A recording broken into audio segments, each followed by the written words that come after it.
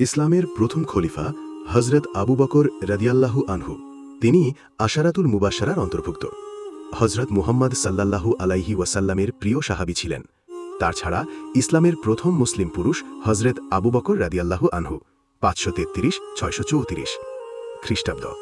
ইসলাম ধর্মের প্রথম খলিফা হজরত মুহাম্মদ সাল্লাল্লাহু আলাইহি ওয়াসাল্লামের শ্বশুর। মক্কার বিখ্যাত কুরাইশ বংশে 533 খ্রিস্টাব্দে হজরত আবু বকর সিদ্দিক রাদিয়াল্লাহু আনহু জন্মগ্রহণ করেন।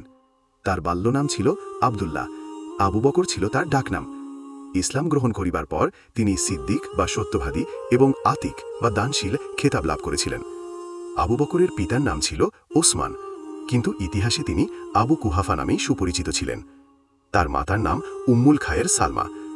আবু বকরের মাতাপিতা উভয়ই বিখ্যাত কুরাইশ বংশের তাইয়েম গোত্রের লোক ছিলেন। তার মা প্রথম দিকে ইসলাম গ্রহণ করেন এবং পিতা হিজরির ৮ম বৎসরে ইসলামে দীক্ষিত হন। জন্ম 533, মক্কা 533, মক্কা মক্কা আরবদ্বীপ।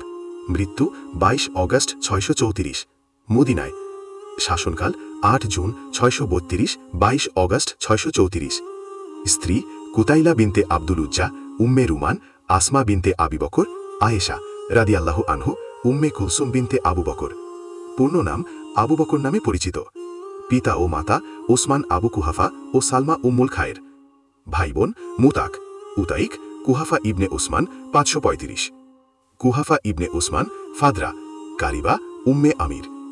আবু বকরের স্ত্রী কুতাইলা বিনতে আব্দুল উজ্জা ইসলাম গ্রহণ করেন।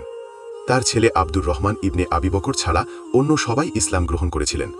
ফলে আবু বকরের সাথে তার বিচ্ছেদ ঘটে। আব্দুর রহমান ইবনে আবি বকর পরবর্তীকালে মুসলিম হয়েছিলেন। আবু বকরের ইসলাম গ্রহণ অনেককে ইসলাম গ্রহণে অনুপ্রাণিত করেছে। তিনি তার ঘনিষ্ঠ বন্ধুদের ইসলাম গ্রহণে উৎসাহ যোগান। তার দ্বারা উৎসাহিত হয়ে অনেকে ইসলাম গ্রহণ করেছিলেন। আবু বকরের অনুপ্রেরণায় ইসলাম গ্রহণকারীদের মধ্যে রয়েছেন হজরত মুহাম্মদ সাল্লাল্লাহু আলাইহি ওয়াসাল্লামের মৃত্যুর পর তার উত্তরাধিকার নিয়ে মতপার্থক্য দেখা দেয়। মুহাজির ও আনসাররা নিজেদের মধ্য থেকে নেতা নির্বাচনের পক্ষে ছিল। কিছু গোত্র পুরনো প্রথা অনুযায়ী গোত্রকে ফিরে যেতে চায়। আনসাররা সাকিফা নামক স্থানে একত্রিত হয়ে এ বিষয়ে আলোচনা শুরু করে। এরপর আবু বকর, উমর ও আবু উবাইদা ইবনুল জাররা এখানে আসেন। উমর ইবনুল খাট্টাব আবু বকরের প্রতি তার আনুগত্য প্রকাশ করেন। এসব অভিযানের ফলে মুসলিম সাম্রাজ্য কয়েক দশকের মধ্যে শক্তিশালী হিসেবে আবির্ভূত হয়। খলিফা হওয়ার পর তিনি অন্যান্যদের পরামর্শক্রমে তার কাপড়ের ব্যবসা ছেড়ে দেন এবং রাষ্ট্রীয় কোষাগার থেকে ভাতা গ্রহণ করতেন। এই মহান খলিফা শুধু জীবিত অবস্থায় নয়, মৃত্যুর পরেও সকলের চোখের মণি ছিলেন।